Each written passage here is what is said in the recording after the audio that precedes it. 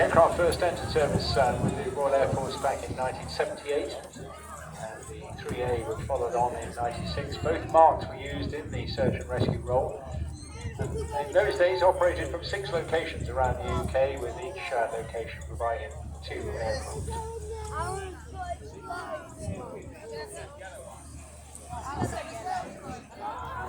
In the hands today of Michael Mowring Smith, a well-known name in helicopter aviation, himself a past Royal Navy pilot, and then went into commercial, and predominantly spent a lot of time in commercial film opportunities as well. Had the most remarkable career, spent a lot of time managing and working with Castle Air, and now in the latter years assisting with the heritage revision of these aircraft. We should hopefully see a variety of different activities from Sea King and Michael here today. I know.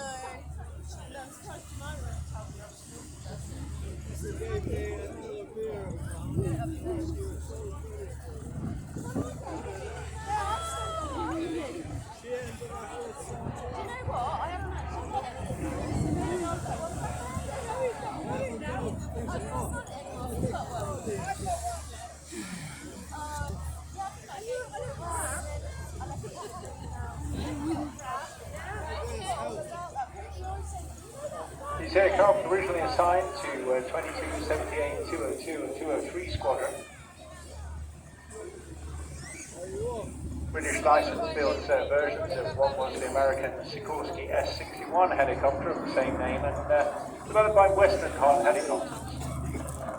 But they are pretty different from those. These fitted with Rolls-Royce dome engines, and with British-made anti-submarine warfare systems and the fully computerized flight control system. Primarily designed for performing anti-submarine warfare. The Sea King was variant was also adopted by Westerns as a troop transport known as the Army.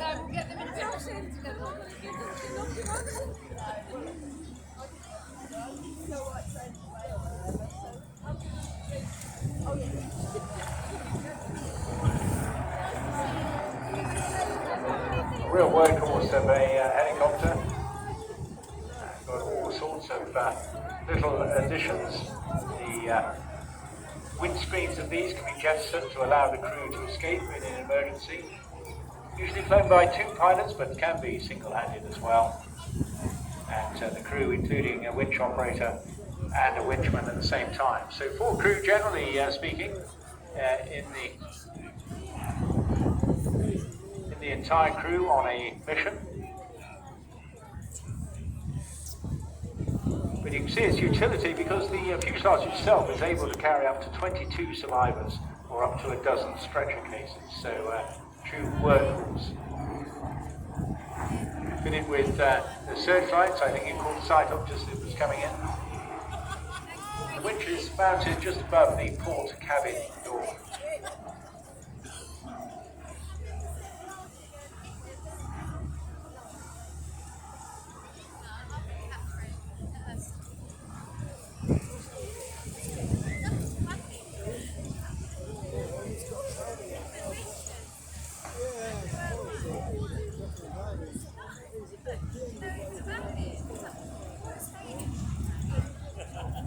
Now we're hoping to see a little bit of a demonstration of winching as well from this aircraft.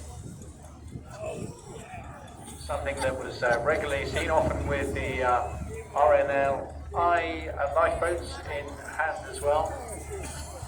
Sadly, none of that today.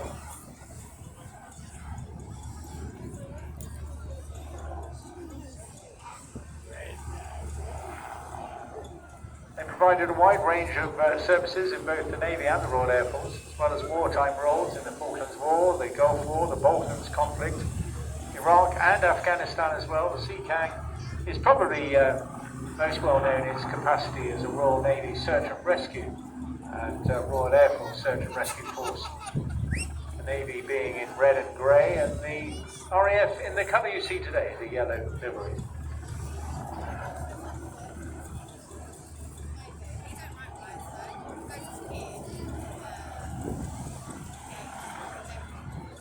winchman now deploying.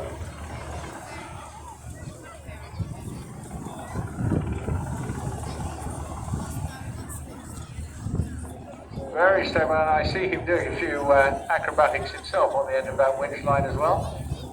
Very amusing stuff. And the winchman also had the ability just to adjust very, very minutely, about 10% worth of the control function, just to finally pinpoint the helicopter over the rescued candidate.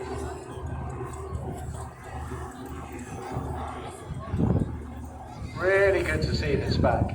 Brilliant stuff.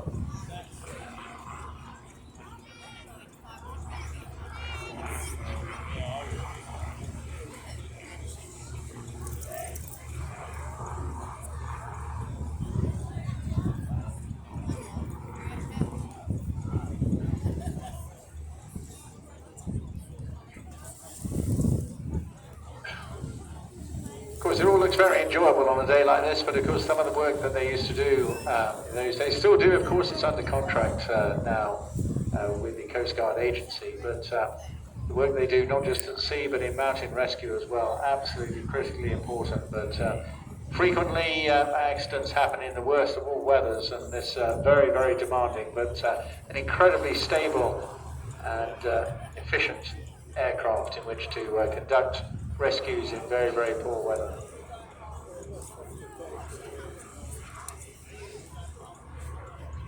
This particular aircraft, 597, was one of a small number of Sea Kings to have been originally painted in the dark sea grey for duty in the post-war Falkland Islands. But having joined historic helicopters, I was able to return to flight and now registered with the CAA as SKNG, standing for Sea King, of course. Currently featured, well, a little while ago now, it was about a year or so ago now. Some of you may have seen the BBC One Sunday evening drama programme Vigil.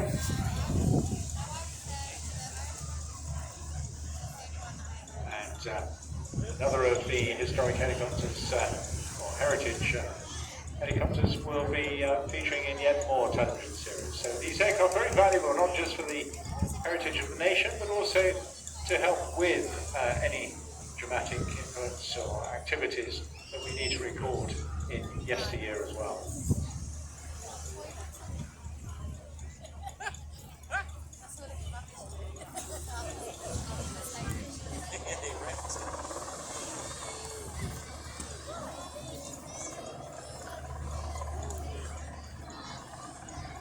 In their search and rescue roles, they had a very good amount of navigational equipment to help them through that bad weather and to actively locate wherever the particular issue was, using multi-band homing systems, radio frequencies, able to enhance the use of the main rescue hoist, of course, also with other emergency rescue equipment connections and medical equipment such as incubators if and when required. Completing that winching sequence, off now to the left hand side for a teardrop turn back towards us.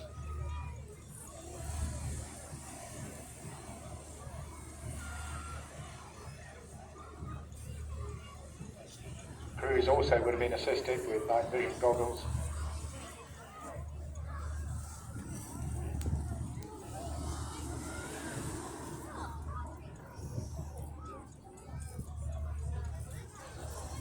Forming a series of S-turns now just to get the adrenaline back up again, get the speed going. Operating around about 18 knots now, a couple of 100 feet.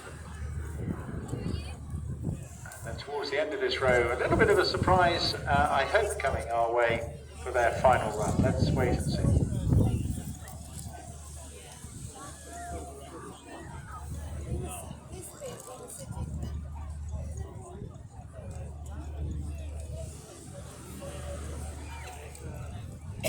So coming back in now, I think, for his final pass.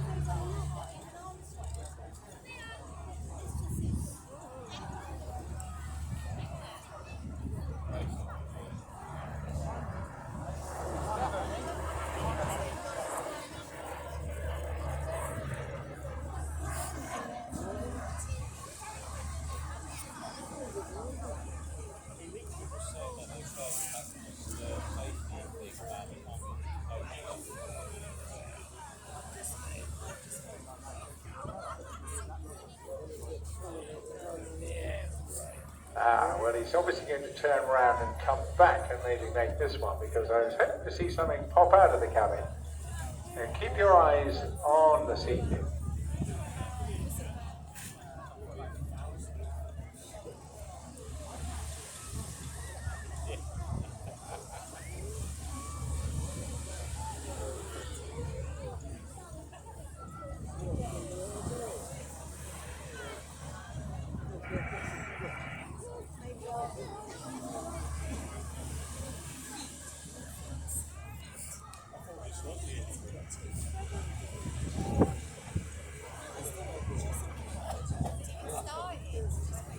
And here he is, yeah. We're hoping to see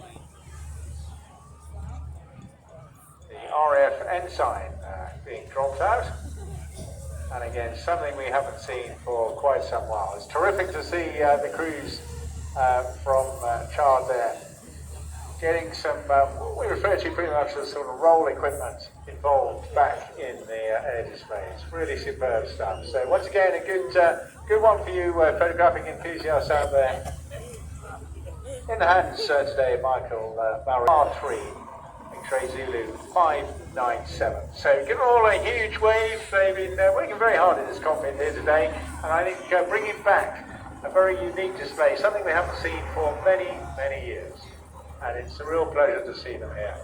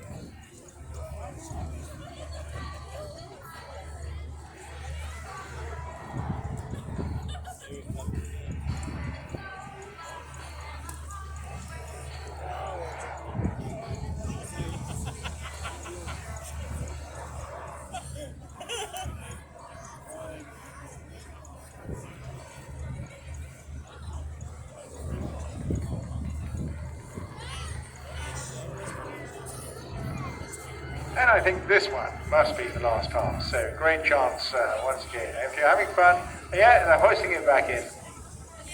Well done, the crew from Historic Helicopters. Great performance.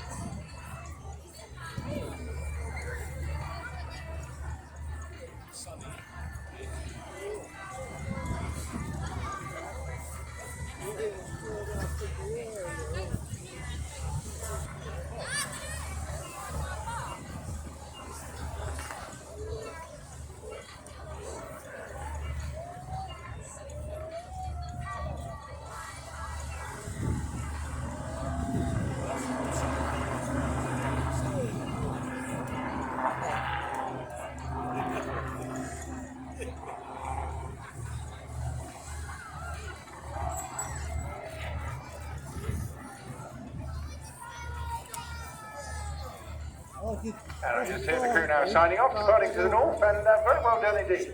Super pleasure. I know it's perhaps only a certain generation that may recall messing about on the beaches.